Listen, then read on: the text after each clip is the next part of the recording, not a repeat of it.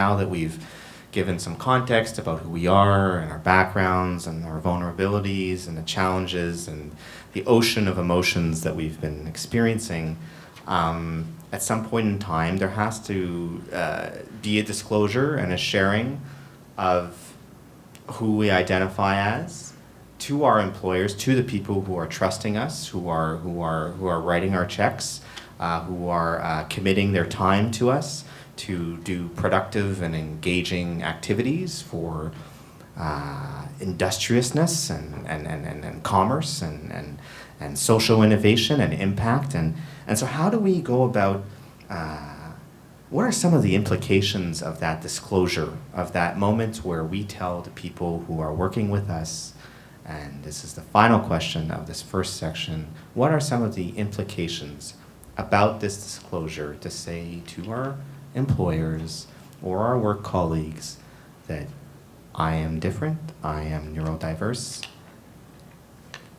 Please share with us, esteemed panelists, some of these implications. Well, the moment that I remember that I was exposed to this, to the fact that I need to disclose and everything related to this, was the two roles, that the two situations that I mentioned earlier, the one that I was working for the bank and the one where I had to disclose it to my partner.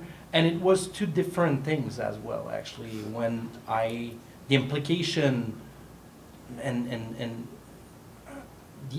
the implication that was, well, in terms of implication, let's say for me, like personally speaking, it's very hard actually, because I accepted, and I'll say this kind of raw, but I accepted my condition a few months ago, actually.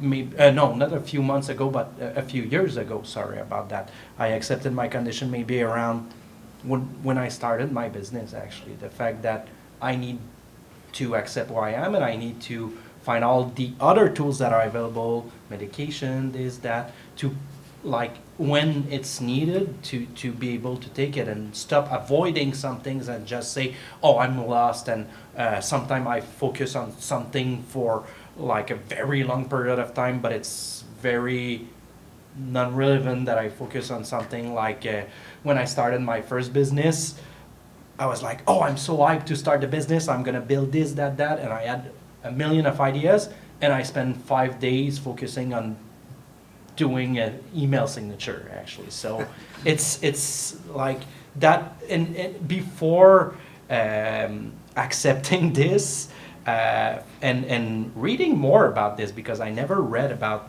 my condition in the past, and I was just living with it and knowing that I had it, but like those hyper-focus things and everything, those hyper-focus states, and the fact that, like, a little bit like you said, actually, I'm exactly like this sometimes, but I guess it's different how my brain works, but like, if someone tells me do something, I'm gonna, on my way, it's more, I'm gonna procrastinate until it's done. It's more like, oh, I can do this, and I have a million of ideas, but I'm doing nothing until it's like, hey, it's coming up, and now I'm like in this stage of hyper focusing, and then I'm like, Jesus, it's now or never, and I'm gonna get in trouble, and when I feel the trouble, I need to do it right now, actually. So I'm a little bit like this as well, but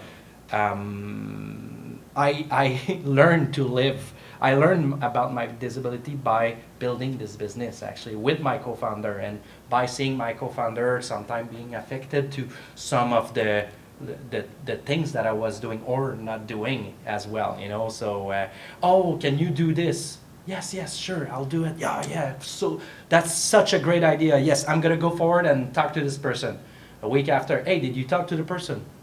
Oh, which person again? I don't remember. And just like with frustration sometime, or he learned about my condition at the same pace that I learned about my condition. So I feel that this actual entrepreneurial experience, co-entrepreneurial experience, was very beneficial for the both of us to learn more about ADHD and how to work with ADHD, and for me, for my client, to go out there and say, there's different ways that you can adapt your work environment to be more inclusive for everyone that will be part of it, by knowing my condition, by trying to be informed about the other condition as well, and knowing that, okay, this is a state, but there's other states and there's other things as well, actually. And yeah, so I think this is the most crucial element in terms of the implication of involving, of disclosing my condition to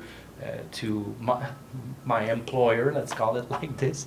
But I think there was a lot of frustration. There was a lot of sometime of interrogation. There was a lot of unknown in a way, in both ways. But I was lucky enough to be in an environment where I could that I could work on my own pace, and each other learn and just be a team, actually. Like if we were, I was married with someone before being went to my wife, actually. So it's kind of and it was kind of the joke. Yes, I have like it's as solid as a marriage contract, actually, what I have with my partner, actually, even if I have a girlfriend. So I had to live my life with my partner, my business partner, like if it was a marriage at the end of the day, and just be as human as I can be, and him be as human as he can be as well.